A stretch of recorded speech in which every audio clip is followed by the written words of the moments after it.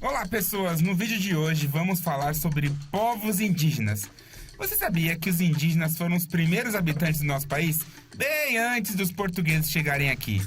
E eles têm muitas coisas maneiras da cultura deles, inclusive que fazem parte do nosso dia a dia. Vamos também falar dos povos africanos e a sua grande influência aqui nas terras brasileiras. Segura aí que vamos ver tudo isso agora!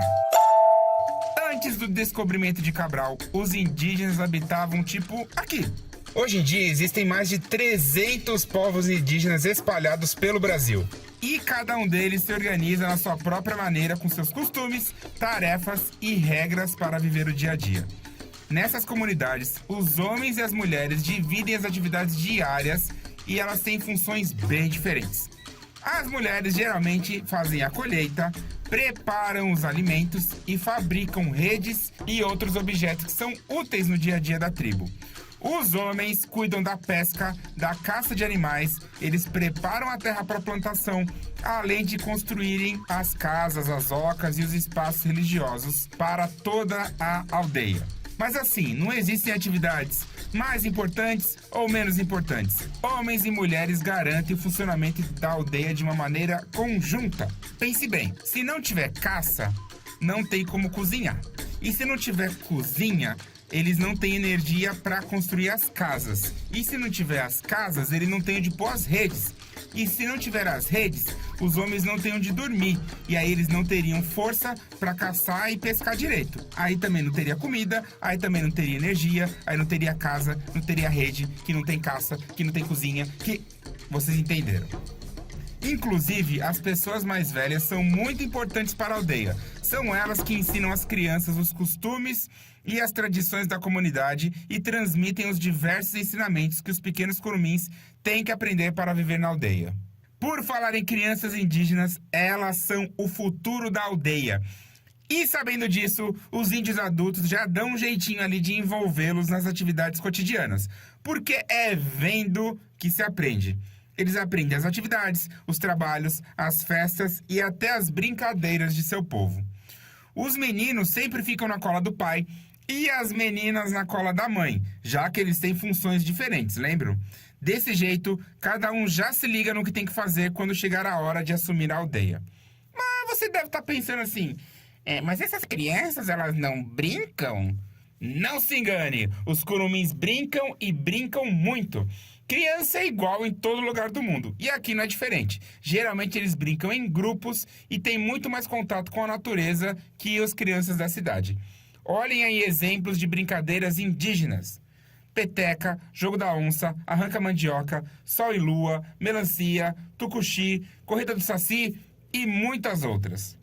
Você quer um abati cozido? Ou quem sabe uma abói para usar na isca? Eu sei que vocês são todos abaetê. Então levante seus jibás e comemorem! Entendeu nada, foi? Pois é, a maioria dos brasileiros falam português, mas os indígenas estavam aqui muito antes dos portugueses e eles se comunicam com sua própria língua. E cada povo tinha a sua. As palavras estranhas nessa frase que estão aparecendo são da língua tupi-guarani, a língua mais falada no território nacional há 500 anos atrás. Hoje em dia, muitas tribos falam português, mas continuam falando a sua língua tradicional.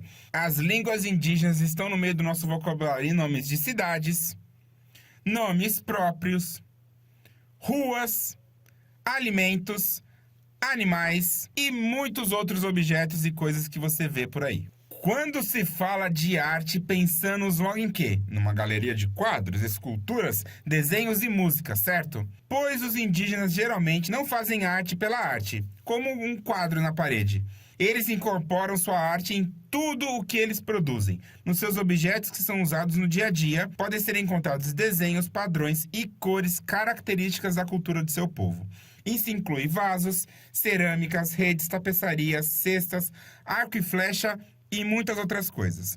Você já deve ter percebido que os indígenas muitas vezes estão com algum tipo de pintura no corpo ou com acessórios como cocares e colares. Nem nesse caso a pintura e os ornamentos estão lá só para enfeitar ou embelezar. Cada tipo de pintura, cor e acessório indica uma situação específica ou um papel que aquele índio representa na tribo. Podem ser pinturas de guerra, nascimento de filhos, ritos e lutos. Eles produzem sua própria tinta usando sementes de plantas retiradas da floresta.